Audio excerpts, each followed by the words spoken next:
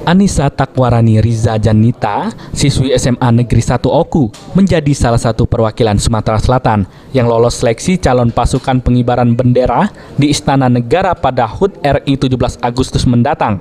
Anissa lolos setelah menyingkirkan 90 orang lebih peserta seleksi lainnya.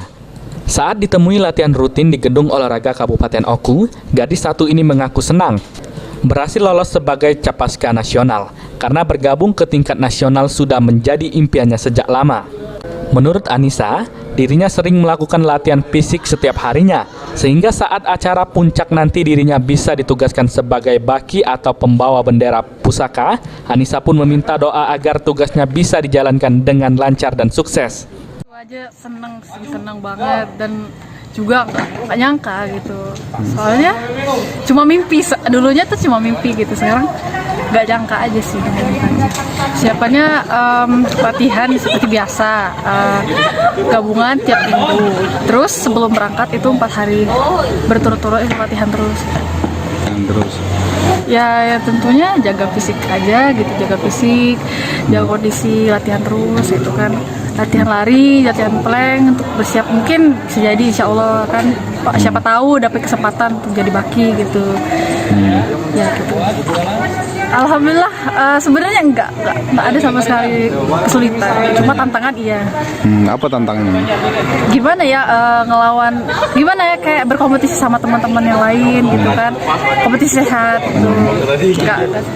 Ada berapa orang kemarin yang ikut seleksi untuk seluruh Sumsel kemarin? 95, 48 cewek, 47 cowok. Kabid Kepemudaan Dispora Kabupaten Oku, Yatino mengungkapkan jika tahun ini ada 5 siswa yang mengikuti seleksi untuk tingkat nasional dan tingkat provinsi. Untuk tingkat nasional lolos 1 orang dan 4 diantaranya lolos untuk tingkat provinsi. Anissa sendiri menjadi siswi kedua asal Kabupaten Oku yang lolos tingkat nasional. Setelah sebelumnya ada juga perwakilan perempuan asal Oku yang juga menjadi paskibraka. Alhamdulillah untuk tahun 2021 ini dari Kabupaten Oku mewakili Sumsel, kita ada perwakilan yaitu Anissa, 1 orang putri dari SMA Negeri 1 Oku, mewakili ke nasional untuk Provinsi Sumatera Selatan. Dan kemudian alhamdulillah untuk provinsi kita 4 orang, yaitu 1 cewek, 3 cowok.